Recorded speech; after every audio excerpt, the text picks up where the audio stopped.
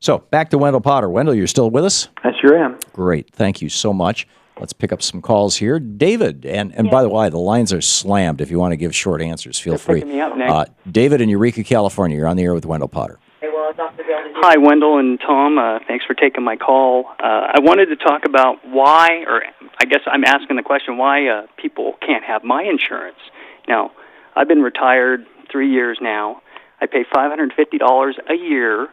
My co-pays are $12 per visit, unlimited visits. I've never seen caps on my insurance. My prescription drugs are either $6, $9, $12, or $17 now for albuterol inhalers. I'm not sure why. I have a son that, right after I retired, we had to get brain surgery for him. The total bill was $350,000. I'm a retiree. How am I going to pay all that? So my total out-of-pocket expense for that surgery was $120. And they actually gave me travel vouchers to get from Eureka to San Francisco to get it done. So now, of course, the crux of all this is I'm retired military, but I'm in TRICARE for Life, the single-payer insurance program that provides me with the medical care for my family, for all of us. I've had TRICARE my entire life, pretty much, since 20 years old when I joined the Navy. And it's taken care of me and my family. I've never worried about medical bills. All those costs have been picked up, and I just don't understand why we can't have that. First, the Affordable Care Act is a great start, yes, but we need, a program, the program I'm in for everybody, and, honestly, we need it to be free for everyone. Yeah, boy, do we ever need a program like yours. And yes, the TRICARE program is a good program. Thank you, David. And also, the Veterans Administration runs a pretty good program, too.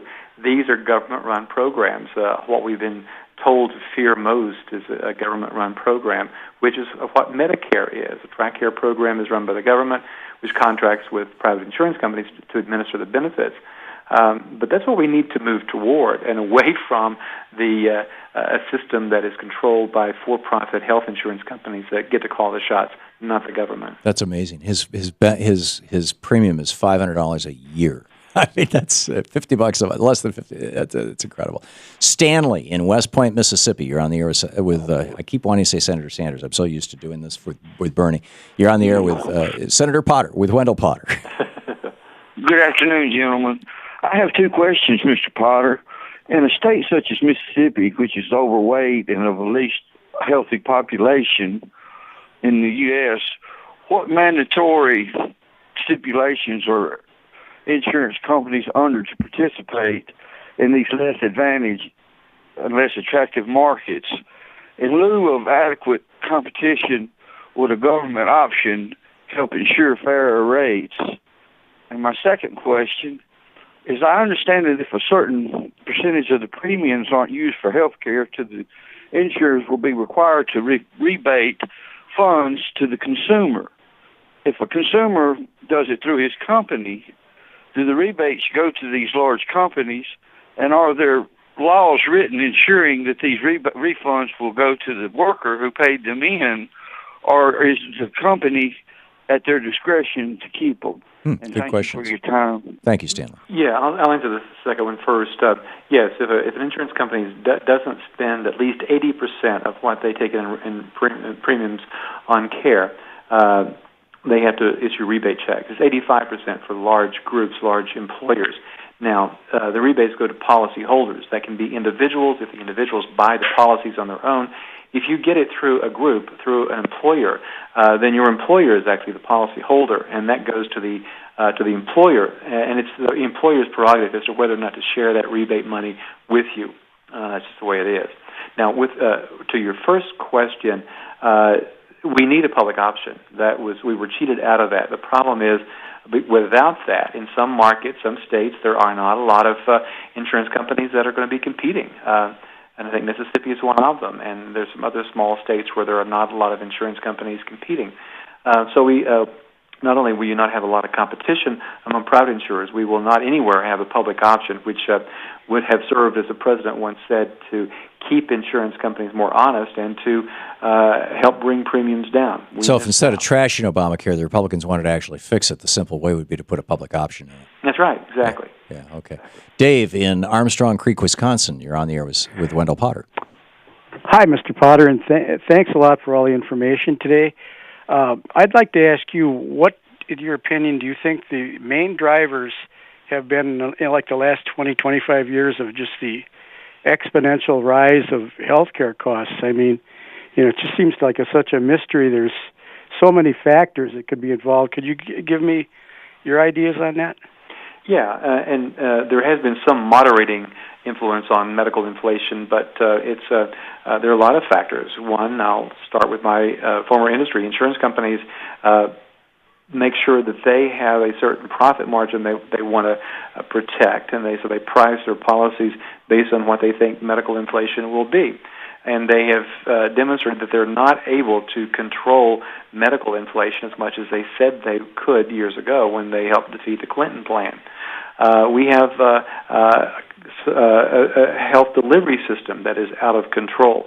You have duplication of medical services among hospitals, for example. Hospitals just blocks from each other have a duplication of equipment, very, very expensive equipment that's not necessary. So we spend so much on technology and bells and whistles that it's just a duplication of services, but we all have to pay for it.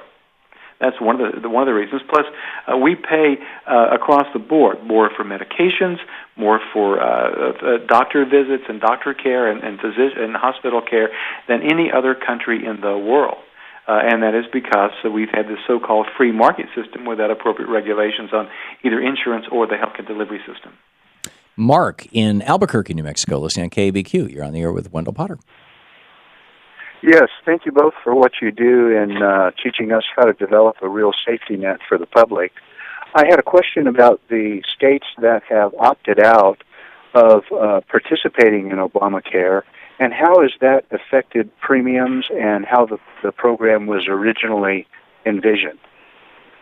Well, Obamacare will affect premiums across the country in I think, positive ways, because even without the public option, most states there will be more competition. People will, at long last, be able to shop for coverage in a rational way, and they'll be able to compare one policy with another. We've never been able to do that before. We'll be able to get policy information in plain language. We haven't been able to get that before, and in the standard format that permits us to make these comparisons. Just that transparency alone, and the fact that we'll be able to shop in ways that we've never been able to do before, will bring the cost of premiums down, or at least moderate the cost of premiums. So if you live in a state where they didn't create an exchange, are you going to pay more? Well, every state will have an exchange. It doesn't matter whether the states are operating them or the federal government is. And one of the problems is that 36 states chose not to operate their own exchanges, right, meaning the federal government has to do that. So you're not going to pay more. You're just going to have to deal with the clunky federal government website. That's right. Okay. That's right, for the time being. All right. We have 1 minute left. Judy, got a quick question for Wendell? Judy in Seattle? Are you talking to me? Yes. Oh, thank you. In Washington State, we have Group Health, which is a nonprofit and like a co-op. Yep. And I'm on Medicare, and I'm thinking of joining the Group Health Advantage care program. And I'm wondering, how will Obamacare affect such a nonprofit Advantage program? Not so much, and it is one of the better private, it's an integrated healthcare delivery system, one of the best in the country. So if I were to consider a Medicare Advantage plan, I would want to consider one operated by that organization or something like it. Yeah, but they're not available in most parts of the country. Exactly right, just a very few. Yeah, in most parts of the country, it's just a for-profit program that you have. Wendell Potter, he's the author of Deadly Spin, and he's got a new book coming out called Obamacare, What's in It for Me, What Everyone Needs to Know About the Affordable Care Act, which will be available as an ebook in early December, and wendellpotter.com, the website. Thank you, Wendell. Thank you, Tom.